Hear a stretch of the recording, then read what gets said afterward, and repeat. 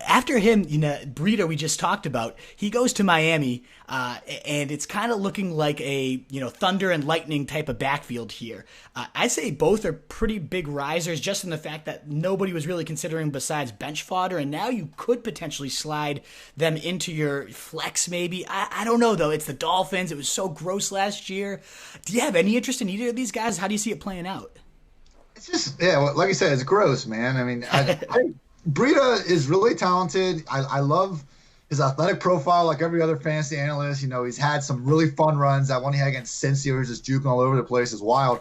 He's shown some ability as a receiver, but it's kind of concerning to me, all the nice things we always say about Kyle Shanahan, how much of a genius he is, and he was very willing to just let Breida, go to Miami. It's not like they were paying him much money to keep him there anyway. And, fumbles last year, they haven't been throughout his career, but at least last year they landed him on the bench for a bit, and now he's going to he's not going to see more touches, I think, than we probably would have expected in San Fran in Miami, because Jordan Howard, who's somehow only 25, I swear he's like 30, but this dude is just made to keep receiving running backs from getting a 3-down roll, because Jordan Howard's fine. He's very solid, but he's not going to catch the ball. He is going to soak up 200 plus carries. He was on his way to doing that in Philly last year before getting hurt. So healthier Howard. I mean, the offensive line was probably the worst in the league last year. I know they devoted some high draft picks to it, as they should, but even with a big leap forward, we're talking about a below-average offensive line and a committee and an offense whose 38-year-old quarterback led the team in rushing last year. So, nah, man.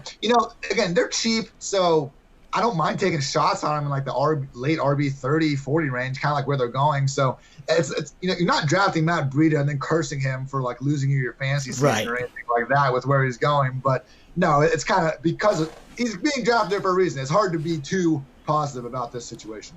Yeah, the only thing I do like about it, all those points, I mean, why do you want a committee back on a gross offense, a gross offensive line? I mean, there's nothing to really argue against that. It's bad practice, but that's baked into the price. And the one thing I do like about this, and it's kind of a similar profile way back in the day, was Fred Jackson under Chan Gailey and C.J. Spiller. I mean, they both had some intriguing usage trends, even in a committee there. It seemed like that was the one guy that knew how to kind of unlock C.J. Spiller. We had that monster season out of him with Chan Gailey at the controls, and then even Fred Jackson kind of profiles of that Jordan Howard role. I mean, he was on pace. This one year, I got to tweet this one out. He was on pace for 2,200 yards one year and 10 touchdowns under Chan Gailey, which is just absolutely insane. He was absolutely balling out. He was like a 7th or 8th round pick because it was a bleh running back on a bleh team, and he just went ham. So I mean, maybe there is just a slight little bit of upside, some sneaky, unsexy upside here. They're both risers, but yeah, I'm with you. Like, I'm not going out of my way to get either one.